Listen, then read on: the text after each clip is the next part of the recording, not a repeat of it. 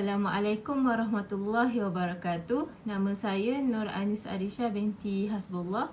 Nombor metrik 2021 406 298.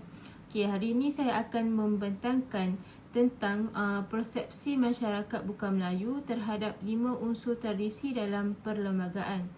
Okey, untuk pendahuluan, topik ini sangat penting untuk kita pertimbangkan di Malaysia kerana negara kita ni terdiri daripada pelbagai etnik dan budaya.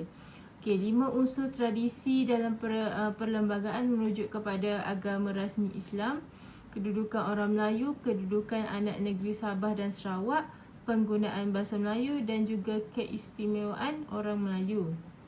Okey, elemen-elemen ini dilihat sebagai integral kepada fabrik budaya dan sosial Malaysia. Tetapi ia juga boleh menjadi punca ketegangan dalam konflik bagi masyarakat bukan Melayu. Okay, hal ini bertujuan untuk meneroka persepsi masyarakat bukan Melayu terhadap unsur-unsur ini dan bagaimana ia memberi kesan kepada pengalaman mereka di Malaysia. Okey, secara keseluruhannya adalah penting untuk mengambil kira persepsi masyarakat bukan Melayu terhadap 5 elemen tradisi dalam perlembagaan kerana ia boleh memberi kesan kepada pengalaman dan semangat kekitaan mereka di Malaysia. Okey, ia juga penting untuk menangani sebarang isu ataupun kebimbangan yang mungkin timbul untuk menggalakkan keharmonian dan perpaduan dalam negara. Assalamualaikum warahmatullahi wabarakatuh. Nama saya Siti Nurfarisha binti Sudin, nombor metrik 2021619388. Pada hari ini, kumpulan kami akan membentangkan tajuk kajian kami iaitu persepsi masyarakat bukan Melayu terhadap 5 elemen tradisi dalam perlembagaan. Perlembagaan merupakan asas penting dalam membantu memastikan sistem politik sesebuah negara itu stabil dan harmoni. Suruhanjaya REIT telah bersetuju bahawa faktor tradisional, sejarah, ekonomi dan sosial sangat penting untuk diambil kira sebelum membuat sebarang perubahan. Tindakan ini telah menunjukkan pemimpin terdahulu telah mempraktikkan cara untuk menyelesaikan masalah tanpa melibatkan konflik antara kumpulan etnik yang berbeza. Terdapat 5 unsur-unsur tradisi dalam perlembagaan iaitu yang pertama, bahasa kebangsaan, agama persekutuan, kedudukan istimewa orang Melayu, kedudukan istimewa Bumiputera Sabah dan Sarawak dan pemerintahan beraja. Yang pertama, bahasa kebangsaan. Merujuk kepada perkara 152 telah dinyatakan bahawa bahasa Melayu merupakan bahasa rasmi negara Malaysia. Namun begitu, ia tidak bermakna bahawa bahasa lain selain daripada bahasa Melayu tidak boleh digunakan. Semua kaum di Malaysia bebas menggunakan bahasa mereka tersendiri tanpa sekatan. Selain itu, ia juga menyatakan bahawa seseorang itu tidak boleh dihentikan daripada mengajar atau mempelajari bahasa lain. Dengan kata lain, kaum Melayu boleh mempelajari bahasa Cina dan sebaliknya. Kerajaan mempunyai hak untuk melindungi penggunaan Commonwealth dan bahasa lain. Yang kedua, agama persekutuan. Islam telah dipilih sebagai agama rasmi persekutuan sehingga sekarang. Kerajaan mempunyai hak untuk menggunakan sebahagian daripada hasil negara untuk membantu dan mendukung pertumbuhan Islam dalam negara dan ini termasuk kos pengurusan dan pembinaan masjid seluruh negara, institusi agama Islam dan juga agama lain dan program-program keagamaan yang mampu memberikan manfaat kepada masyarakat. Walaupun Islam adalah agama rasmi di Malaysia, penganut agama lain juga tidak terkecuali di mana mereka juga diberi hak dan kebebasan untuk mengamalkan kepercayaan mereka tetapi adalah bertentangan dengan undang-undang untuk cuba mengislamkan orang lain secara paksaan. Yang ketiga, kedudukan hak istimewa orang Melayu dan Bumiputera Sabah dan Sarawak. Hak keistimewaan yang diberi kepada orang Melayu bukan lagi perkara asing. Orang Melayu tidak perlu bimbang akan hak mereka di tanah Melayu. Hak orang Melayu telah termaktub dalam perlembagaan bahawa mereka berhak dilindungi sebagai orang asli. Yang di-Pertua Agong telah diberi kuasa dan kepercayaan untuk menjaga hak keistimewaan orang di Melayu di negara ini.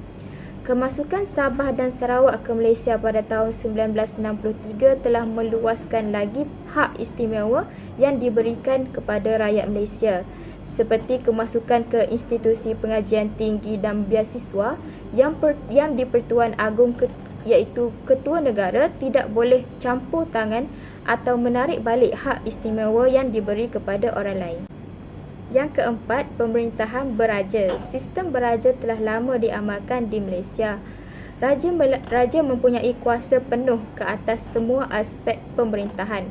Ketika Malaysia menjadi jajahan British, pegawai yang dipilih untuk membantu mengawal penjajah British telah terus memberi nasihat kepada raja.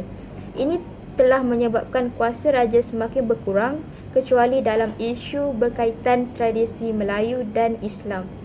Selepas Malaysia mencapai kemerdekaan, sistem raja perlembagaan digunakan untuk menegakkan sistem beraja. Ini selaras dengan sistem demokrasi yang diamalkan di Malaysia. Nama saya Nur Aina Basira binti Zahari. Nombor matrik 2021853566 dan saya akan menyambung pembentangan ini dengan bahagian yang seterusnya, iaitu permasalahan. Sebagaimana yang kita tahu, segelintir masyarakat bukan Melayu mempersoalkan kedudukan istimewa orang Melayu. Ini kerana bagi pendapat mereka, orang Melayu juga merupakan pendatang pada suatu masa dahulu. Mereka berpendapat sebegini kerana kewarganegaraan adalah suatu yang secara automatik diberikan kepada orang ramai pada masa kini. Orang Melayu melihat hal ini sebagai hal yang penting kerana telah menggugat keistimewaan mereka. Namun, sesetengah orang bukan Melayu mempersoalkan kaitannya pada hari ini. Tindakan ini telah membuatkan orang Melayu tergugat dan berasa tidak puas hati dengan tindakan segelintir masyarakat bukan Melayu yang mempersoalkan keistimewaan ini dan tidak bersifat demokratik.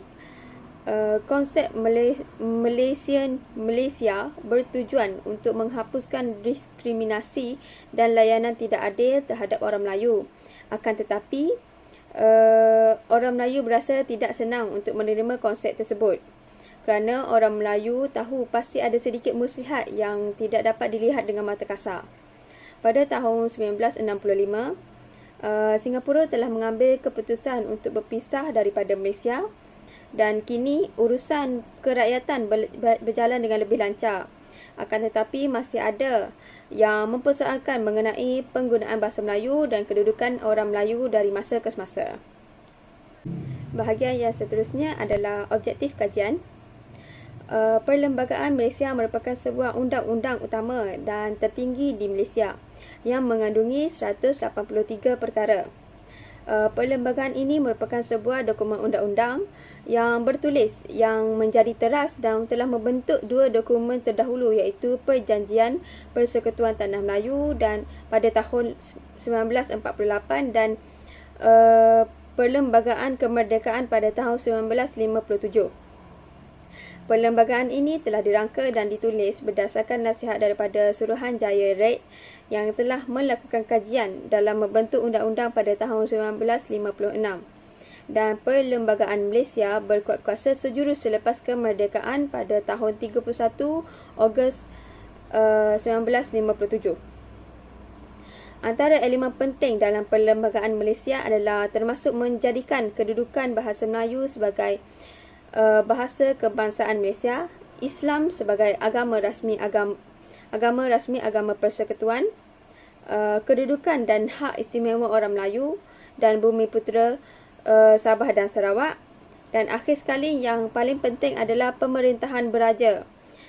Merujuk kepada elemen-elemen ini, kajian yang kami jalankan ini mempunyai objektif yang seperti berikut. Antara objektif kajian adalah: yang pertama, sejarah 5 elemen tradisi dalam perlembagaan. Yang kedua, peranan 5 elemen tradisi dalam perlembagaan. Dan yang ketiga, ciri-ciri 5 elemen tradisi dalam perlembagaan. Hai, Assalamualaikum. Nama saya Syahid bin Alizun dan hari ini saya nak menerangkan tentang literasi kajian dan metodologi. So, untuk pengumpulan data dan analisis daripada pelbagai jenis orang bukan Melayu yang tinggal di negeri ini mungkin diperlukan untuk kajian literasi bagaimana masyarakat bukan Melayu melihat 5 ciri tradisional perlembagaan Malaysia. Kemampuan mendalam, kumpulan fokus, tinjauan dan teknik pengumpulan maklumat lain adalah contoh pada perkara ini. Memahami sejauh mana masyarakat bukan Melayu menyedari dan memahami 5 elemen tradisional yang disenaraikan dalam perlembagaan merupakan salah satu objektif utama kajian ini. Komponen-komponen ini termasuk hakikat bahawa Islam adalah agama rasmi Persekutuan, kedudukan unik orang Melayu dan mereka yang dilahirkan di salah satu negeri Sabah dan Sarawak status bahasa Melayu sebagai bahasa rasmi negara. Fungsi kerabat diraja dan status Raja-Raja Melayu.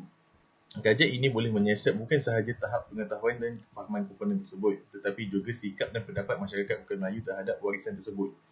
Meneliti apa-apa halangan yang dilihat untuk melibatkan diri sepenuhnya dalam warisan ini dan apa-apa kelebihan atau kekurangan yang dipertimbangkan untuk menerima pakai unsur-unsur ini ke dalam identiti dan budaya kebangsaan adalah beberapa contoh tentang perkara ini.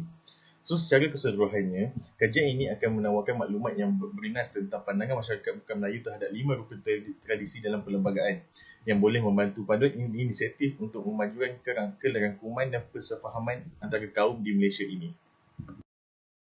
Dan seterusnya untuk metodologi, untuk mencapai matlamat dan matlamat kajian, penyelidikan metodologi mengambil pendekatan sistematik dengan menggabungkan metodologi penyelidikan dan analisis data yang diselaraskan dengan normanya sendiri. Kajian metodologi juga membantu menjalankan kajian dengan lebih dan mempelajari lebih lanjut tentang cara menggunakan pelbagai kaedah untuk proses penyelidikan. Kami menggunakan pelbagai teknik penyelidikan untuk memperoleh data dan maklumat yang sebenar dan tepat untuk kajian ini. Salah satunya adalah dengan menggunakan fungsi carian laman web. Kami menggunakan beberapa alat carian yang disukai ramai daripada tapak web seperti Google, di mana kami boleh mendapatkan bahan rujukan seperti jurnal, akhbar dan artikel yang berkaitan dengan isu penyelidikan. Kami juga mencari dan mengumpul rujukan bercetak pada masa yang sama untuk dijadikan sebagai bahan rujukan. Kami mencari kedai buku tempatan dan surat khabar lama untuk bahan rujukan bercetak ini. Itu tidak mencukupi. Jadi kami juga pergi perpustakaan di bandar asal kami dan di sekolah untuk mengumpulkan maklumat yang boleh dipercayai untuk kajian kami.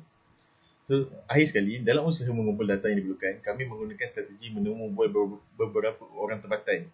Untuk memastikan bahan yang dikumpul lebih tepat dan sahih, kami secara khusus menyasarkan golongan seperti warga emas daripada pelbagai kaum dan kumpulan yang celik sejarah. Akhirnya, kami menjalankan tinjauan dalam talian. Kami membangunkan borang dalam talian dengan soal berkaitan kajian dan menghantarnya kepada populasi sasaran yang telah ditetapkan. Terima kasih. Assalamualaikum warahmatullahi wabarakatuh. Saya Fatin Amali binti Azizi. Nombor matriks 2021298766. Saya akan menceritakan tentang dapatan dan perbincangan.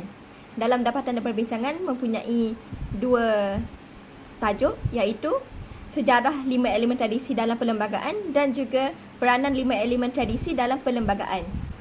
Yang pertama adalah sejarah 5 elemen tradisi dalam perlembagaan. Seperti yang sedia maklum, semasa penjajahan British pada suatu ketika dahulu, Tanah Melayu tidak mempunyai perlembagaan sebagaimana perlembagaan persekutuan yang digunakan pada masa kini. Ianya telah dikuatkuasakan pada tahun 1946, iaitu setelah Malayan Union ditubuhkan. Perlembagaan yang dikuatkuasakan itu telah membuatkan ramai rakyat Melayu membuat tentangan terhadap perlembagaan tersebut kerana berpendapat perlembagaan itu hanya memihak kepada British, serta kegagalan mereka untuk memenuhi segala keperluan dan kehendak rakyat Melayu pada masa itu.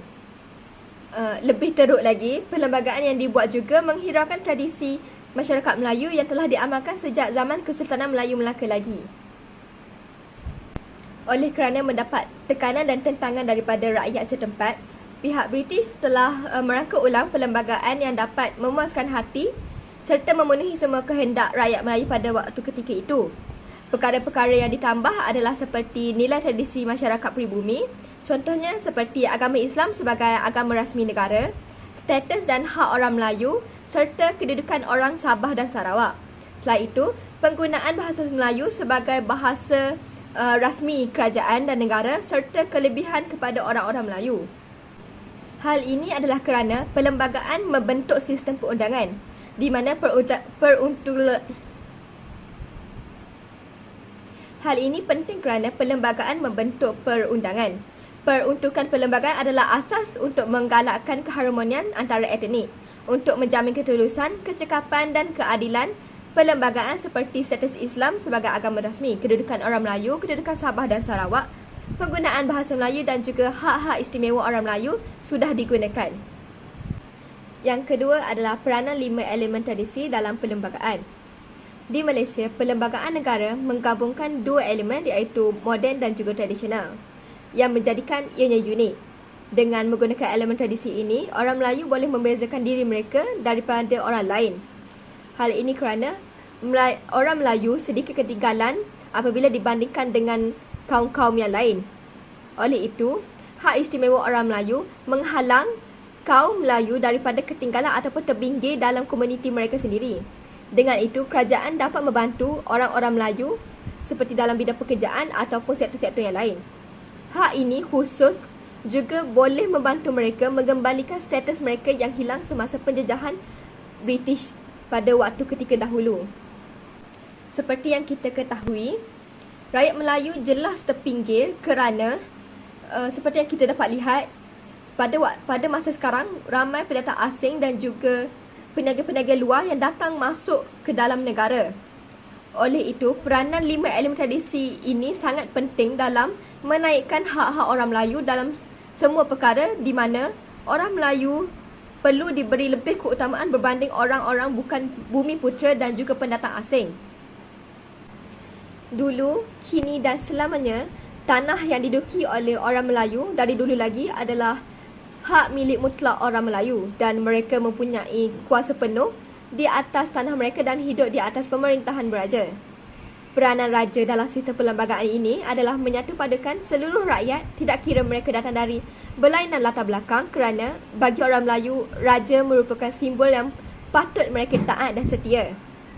Dengan itu, seluruh rakyat Malaysia dapat hidup dengan harmoni dan juga aman tanpa adanya ketidakpuasan hati ataupun berat sebelah bagi semua kaum yang ada di Malaysia serta tidak meminggirkan hak-hak keutamaan orang Melayu bumi putra sebagai penduduk tetap di Malaysia.